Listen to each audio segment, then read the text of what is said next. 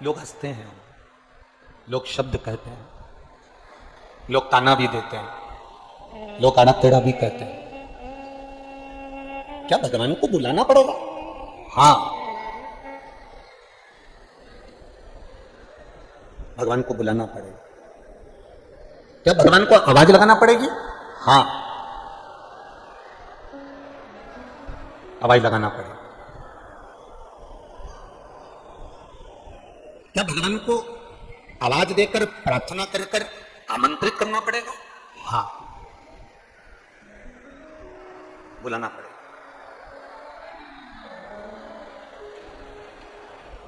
जब हम किसी को नाम लेकर बुलाते हैं तो वो आता है। आता है कि नहीं आता? अरे बोलो तो जम के, आता है ना। हम किसी को नाम लेकर बुलाएं तो वो आएगा। अभी आशीष यहां से कहे कि आप आइए तो आप आओगे। आशीष ने कहा ये आएंगे तो वो आएंगे। आशीष ने कहा कि ये, तो अगर किसी ने बुलाया तो वो आया। हम परमात्मा को पुकारते हैं, हम परमात्मा को बुलाते हैं, तो परमात्मा क्यों ना आए? हम भगवान को बुलाएं और वो ना आए, ऐसा हो ही नहीं सकता। एक शब्द बहुत सुंदर है कि आप आए नहीं और सुबह हो गई, मेरी पूजा की थाली धरी की धरी। कारण क्या था? क्यों नहीं आए? किस लिए नहीं आए? आपको परमात्मा से आप पूछो कि मैंने एक लोटा जल समर्पित करा, मैंने आपको पुकारा, मैंने आपकी विनती करी, मैंने आपका निवेदन करा, मैंने पशुपति व्रत करा, मैंने प्रदोष का व्रत करा, मैंने शिवरात्रि का व्रत करा, मैंने सावन के महीने के व्रत करे, पर आप मेरे सम्मुख में आते क्यों नहीं हो? कारण क्या है? मेरा दुख मिटाते क्यों नहीं हो? कारण क्या है?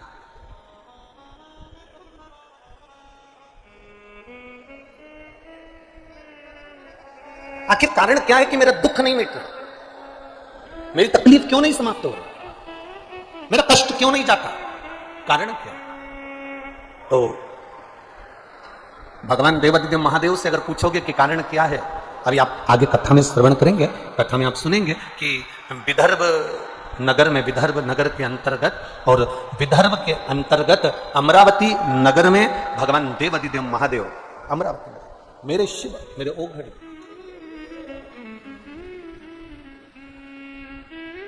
शिव मंदिर में बैठे हैं।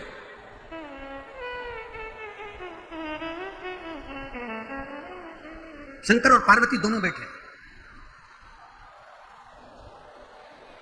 और शिव पार्वती विदर्भ के अमरावती में सुंदर नगरी में, जहां पर शंकर भगवान का बड़ा प्राचीन मंदिर है, उस मंदिर को एक सेठ ने बनवाया था।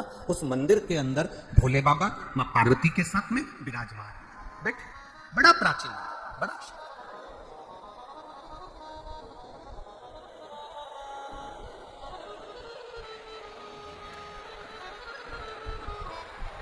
आज आपको एक बात कहना चाहते हैं, बड़ी बड़ी सुंदर बात है शिव महापुराण की, अपनी जिंदगी में उतारिएगा जरूर।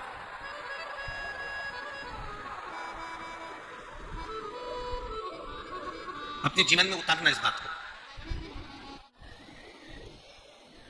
एक पानी का कुआं, बावड़ी, तालाब, सरोवर, वापी, बावड़ी, हेडपंप, हापसी, एक मंदिर, देवालय, शिवालय, एक वृक्ष,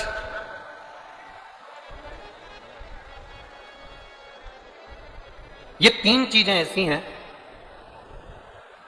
कुआं, तालाब, बावड़ी, सरोवर, हेडपंप, ये तुमने अगर लगवाया है और इसमें जितने लोग पानी पिएंगे, जितने घरों का गुजारा हो जाएगा,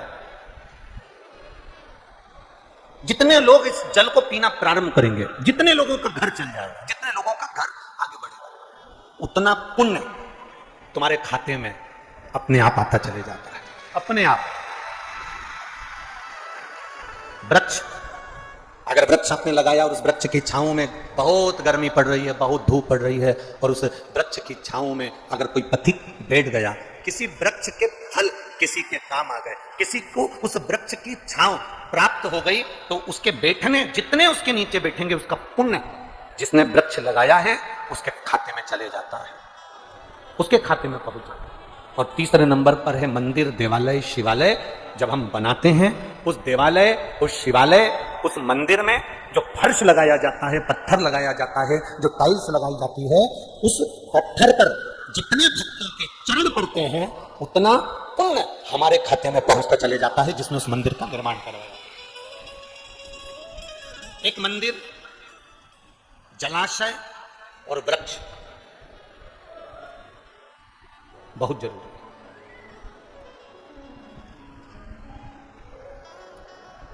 इस छिंदवाड़ा की पहचान कैसे है? ये छिंदवाड़ा की पहचान है किस चीज से? यहां की प्रकृति, यहां का हरा भरा और यहां का वातावरण से छिंदवाड़ा की एक पहचान है। और ये मेरा विश्वास कहता है, ये मेरा भरोसा कहता है, दुनिया का कोई भी संत अगर छिंदवाड़ा की इस भूमि पर आएगा तो यहाँ की प्रकृति देखकर वो भी एक बार मन में सोचेगा कि यहाँ पर मेरा भी एक कोई धाम होना चाहिए, यहाँ पर मुझे भी रहना चाहिए। प्रकृति की सौंदर्यता, इस छिंदवाड़ा की सुंदरता देखकर, इस छिंदवाड़ा की प्रकृति की सुंदरता देखकर उसको भी महसूस होगा कि यहाँ इतनी सुंदर प्रकृति है, इतने जलाशय, इतने पर्वत, इतने झरने, इतना सुंदर वृक्षारोपण, इतना सुंदर, यहाँ की सुंदरता को देखकर, यहाँ की वनस्पति को देखकर उसके भी मन में एक भाव जागृत होगा।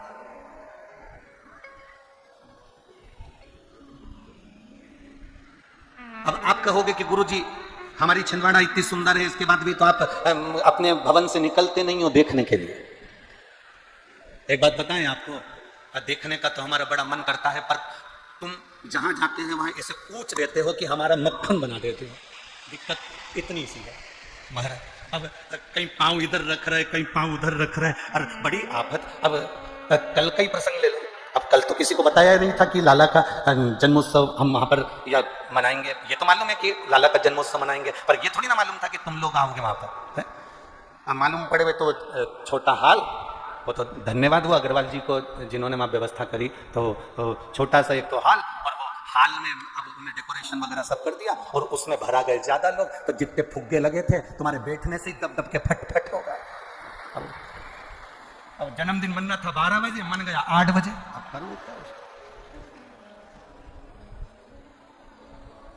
अब आशीष हमारे पास में बैठा था, हम उसको 2 बार 3 बार उसके कानों में कहे, सारे फुग्गे फूट गए। जितने बैठे हैं उनका मन है कि तुम अभी से कर लो, नहीं तो कुछ भी नहीं बचने वाला है। हम तो जाने में प्रकृति की सुंदरता का आनंद तब है जब आप आनंद के साथ उसकी एक मस्ती में, उसके एक आनंद में, जैसी प्रकृति सुंदर है, जैसी उसकी आनंदता सुंदर है, वैसी आपके भीतर की प्रकृति और आपके भीतर की आनंदता होना चाहिए। तब दिल की आनंदता बढ़ती है, तब सुख बढ़ता है। शिव कथा कर रही है, शंकर भगवान माता पार्वती के साथ में विराजमान हुए।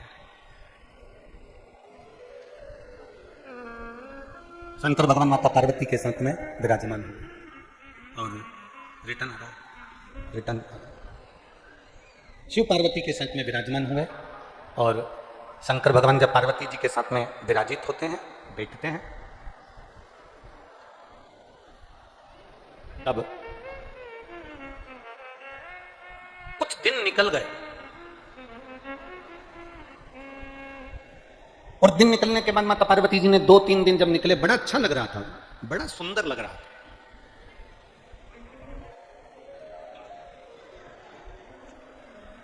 सारी दुनिया में घूम कर आओ, सारी दुनिया में घूम आओ एक बार आप जाके, और एक बार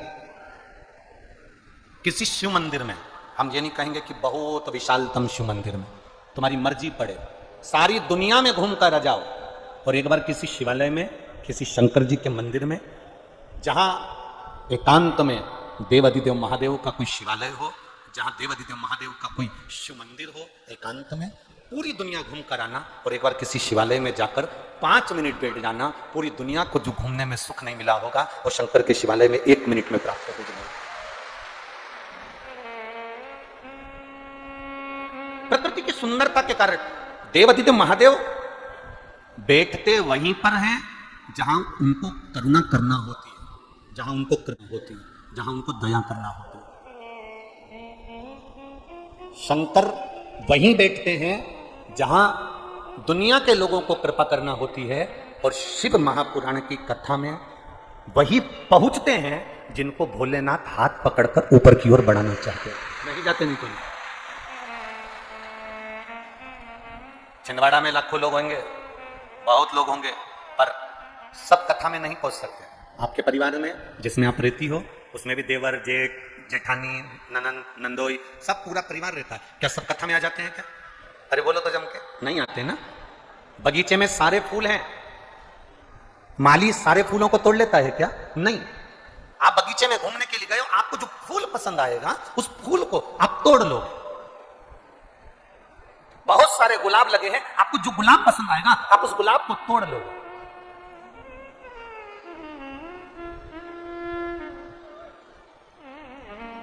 आपको जो फूल पसंद आया आपने वो फूल तोड़ा। उसी तरह तुम्हारे घर में ढेर सारे लोग रहते हैं और रहना भी चाहिए। वो तो दुनिया के लोगों ने नारा ही गड़बड़ बना दिया कि हम दो हमारे दो, और बाकी के जितने घर में रह रहे हैं सबको बाहर निकाल के फेंक दो। ये नारा ही गड़बड़ है। हमारे यहाँ की माताओं से सीखो, ये माताएं आज भी सीख रखती हैं पुरानी पुरानी। जब भी बर्तन लेने जाती थी, 6 थाली 6 कटोरी 6 चम्मच, बोलो जी जी सही है कि गलत है? आधा दर्जन तो लेकर सेट, 6 थाली का सेट, 6 कटोरी का सेट, 6 गिलास का सेट, बोलो बोलो जी जी जरा बोलो छिंदवाड़ा वाली हो, सही है कि गलत है? 6 साड़ी 6, आज भी बहू की शादी करते हैं तो सेट 6 सेट तैयार करती है अलग अलग। चुन्नी बेच दूंगी, ये वाली पीले कलर की साड़ी, ये नीले कलर की, ये गुलाबी कलर की, 6 सेट अलग अलग तैयार करे। चूड़ी के 6 सेट तैयार करे। उसमें बर्तन लेने गई तो कटोरी के 6 सेट लेकर आई, थाली के 6 सेट लेकर आई, प्याली खरीदने गई तो 6 सेट लेकर आई। इनकी तो बुद्धि में भी भरा हुआ है मेरी बुजुर्ग माताओं की कि सेट होना चाहिए, पर आज के लोगों ने वो सेट बिगाड़ दिया। पहले सेट था, घर में माता, पिता, पत्नी, पति और उसके 2 बच्चे, ये 6 का सेट चलता था। आज के जमाने में 6 का सेट लोगों ने समाप्त कर दिया। हम 2 हमारे 2, बाकी के कोई भी आए उसको उठा के बस अपन खुश रहना चाहिए, अपन को आनंद में रहना। ना ना ना ना, शिव पुराण कह रही है भगवान शंकर का चरित्र कह रहा है, शंकर भगवान का आनंदमय स्वरूप कह रहा है, भगवान शिव की कथा कह रही है कि पूरे के पूरे आप कथा में नहीं जा सकते। कोई एक परिवार में से कथा में आकर बैठ गया, और परिवार में से अगर एक भी कथा में आकर बैठ गया तो शिव महापुराण की देवराज का चरित्र शिव पुराण का कहता है कि भगवान तुमरुका जी ने चंचुला देवी से कहा, चंचुला जिस नारी का गर्भ भी अगर शांत हो जाता है, गर्भ का जो जीव होता है उसकी मुक्ति नहीं होती, क्योंकि वो अधोगति में कुंवारी अवस्था में मर गया होता है। इसलिए उसकी मुक्ति का एक साधन होता है, जब शिव महापुराण की कथा सुनकर कोई निकल कर जा रहा होता है, जितनी नारियां जितने पुरुष उस शिव पुराण की कथा सुनने वाले का केवल मुख का दर्शन कर लेते हैं तो उन जीवों का कल्याण हो जाता है। इतनी शिव पुराण की कथा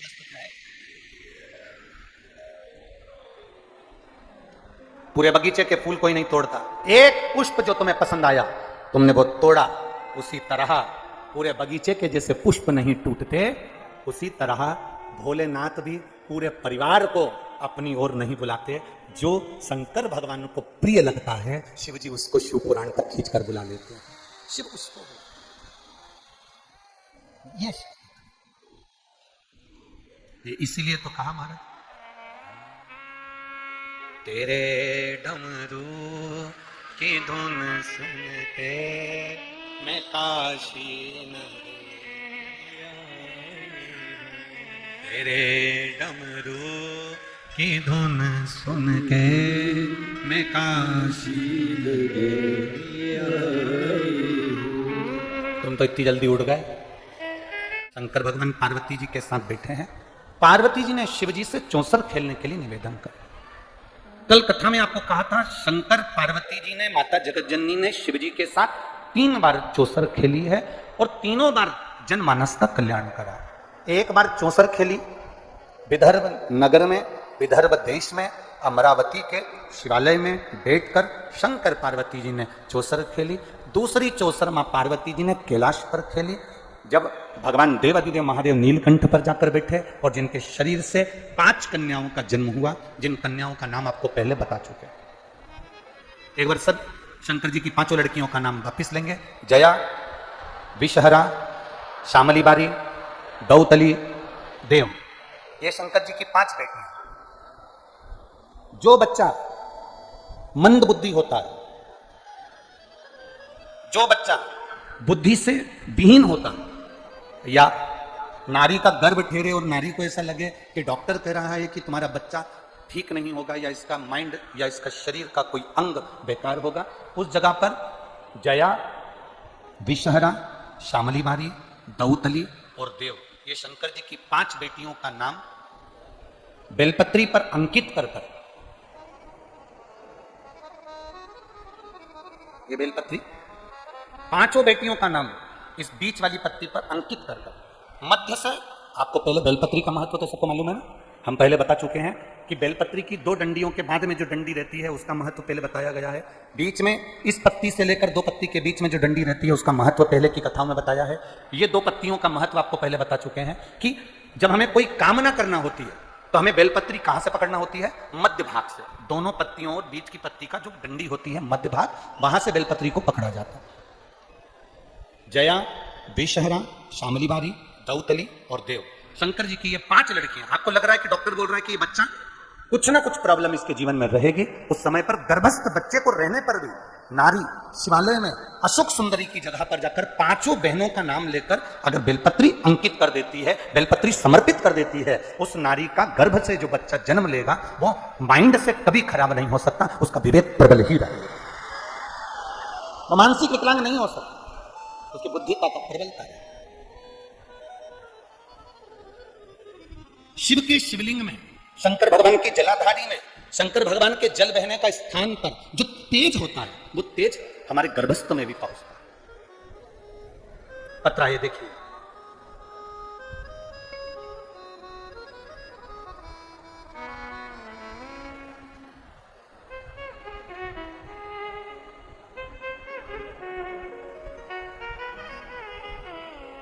मेरा नाम पूजा श्री गौतम, पिता का नाम हुकुम चंद्र गौतम, माता सुमित्रा गौतम, भाई सागर गौतम, पता चिखली कला,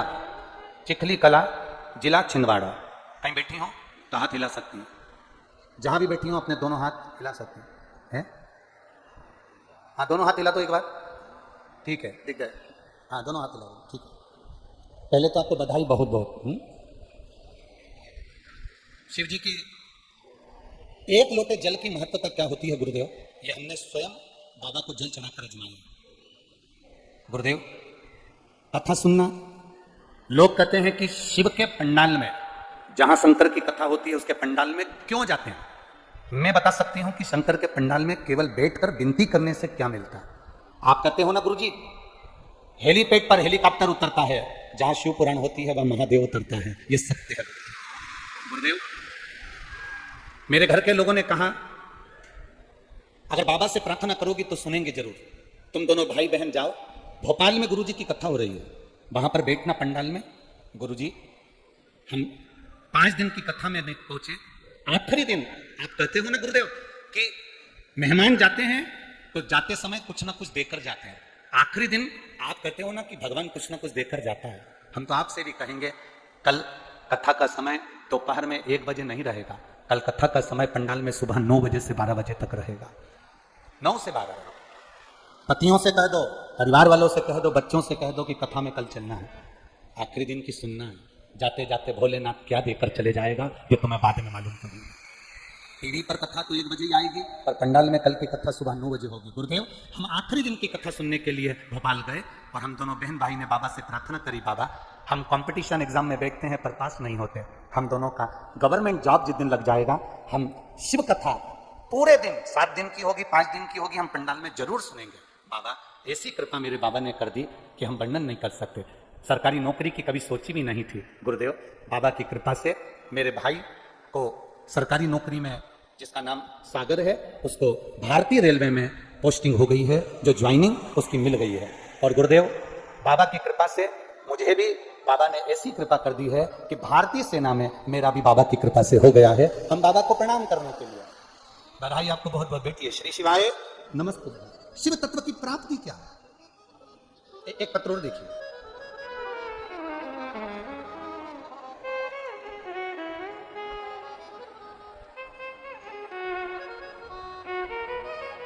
तेरी कृपा बिना नहीं श्वास तेरी कृपा से मैं कलावती केवट, पति राजेश केवट, पता पिपरिया, जिला नर्मदापुरम से आई हूं। मेरा मोबाइल नंबर ये है। कहीं बेटी हो तो आप भी है, दोनों हाथ हिला दो एक बार। हर हर महादेव। पहले तो आपको बधाई बहुत बहुत। गुरुदेव, हम बाबा का क्या वर्णन करें गुरुजी। मेरी जेठानी के कहने से मैंने शिव महापुराण की कथा श्रवण करना प्रारंभ करा। गुरुदेव, मेरे बेटे की कहीं नौकरी नहीं थी, कोई जॉब नहीं थी। मेरा परिवार पान की दुकान करता है, ठेले का काम करता है, पर हमारे यहाँ ऐसा कोई सरकारी नौकरी का सोच भी नहीं सकता था। पर आप कहते हो शिव महापुराण की कथा में कर जो मांगा जाता है बाबा देता है। एक लोटा जल शिव को चढ़ाया जाता है, उसका फल बाबा देता जरूर है। दुनिया के लोग कहते हैं वो 3 महीने में देता है गुरुदेव, और मैंने अजमाया, मेरे बाबा ने मेरे लड़के की जॉब रेलवे में 1.5 महीने में लगा दी। मैं बाबा को यहाँ प्रणाम करने के लिए, ये शिव तत्व है। ओ घड़ी, एक पत्र और देखिए।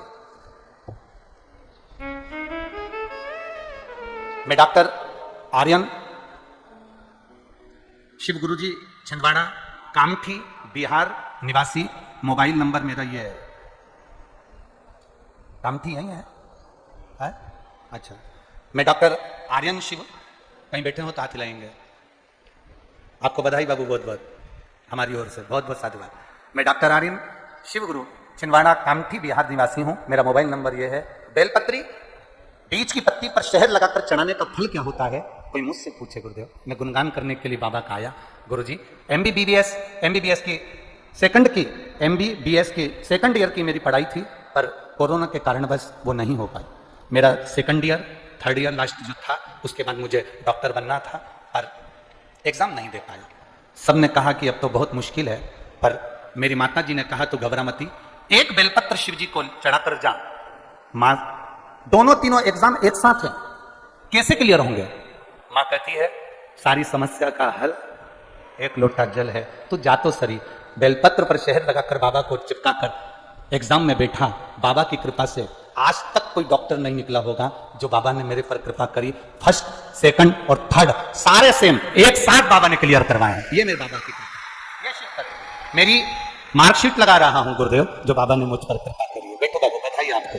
शिव कृपा इसी को कहते, शंकर की उदारता इसी को कहते, शंकर की करुणा इसी को कहते।